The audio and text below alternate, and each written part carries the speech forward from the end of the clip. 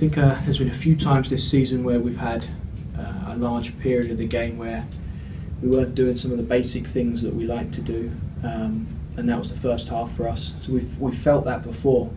I think the reaction in the second half was really good. We weren't happy with the first half, and I think we also tweaked a couple of tactical things that would have helped us earlier if I had done it earlier. So we got to improve that, and I know we will. The reaction from the group will be strong. The second half, that second goal was a bit of a sucker punch. I felt like we started to get the ball into good areas. We started to move them around, and we also knew that they're probably physically starting to drop off once we got close to the 60th minute. So we never really got to see see the game or what it could be, or the game only had one goal against us. So disappointed with the first half.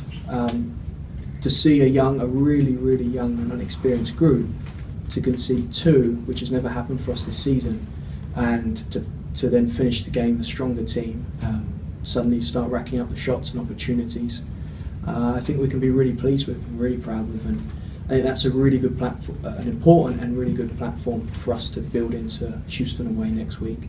I think we can have an emotional reaction in being better across the board, but also I think that we as staff can set us up to be a bit tactically tighter and a bit more offensive, because I think we saw there at the end, taking the game to KC, we would definitely look better. Yeah, you brought Kat Williamson in and then took her out. Was something bothering her? She had a bit of a quad strain, and she felt it, and after what she's been through, to risk her after this period, the idea was, as soon as we knew there was an issue, get her off. Let's start rehabbing her for Houston away next week. Thankfully it wasn't her knee, and she's been doing really well there. It's unfortunate that we pick up a muscle injury.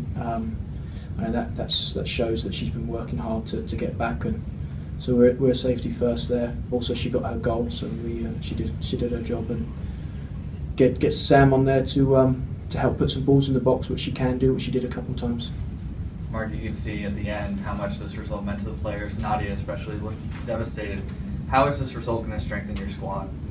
I think it's the performance, because we've had a few of these. Our mindset has never been fixated on what that end result is. We're so focused on what we do and how we do it, and I think that the disappointment that we'll feel from the first half is where we'll see this big reaction, this emotional reaction, because we all want to be better, including me and the staff.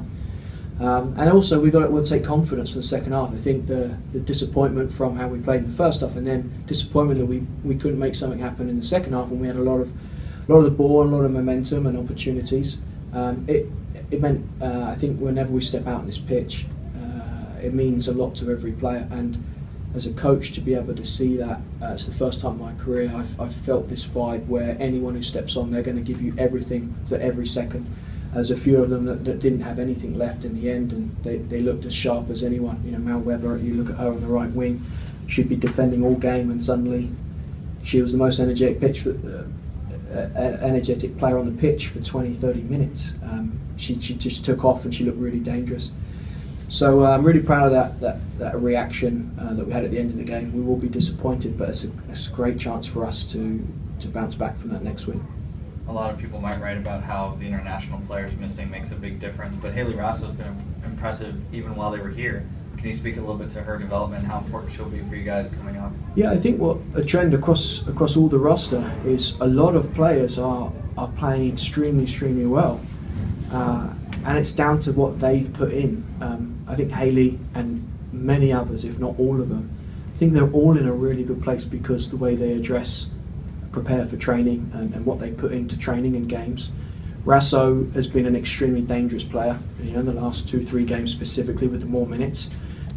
Tonight we felt if we could get her on the ball a few more times, then we'd see their back line open up, and it did when we got it to her.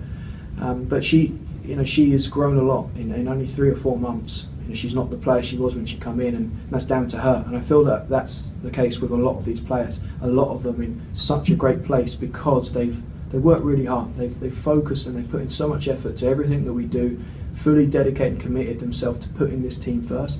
When you put the team first, the team succeeds, the team moves forward, and the individual does. And Haley and many others have been doing that all season. It's not easy going 12 games without a loss. Now that the streak is over, can you kind of just give some of your thoughts looking back at the start to the season?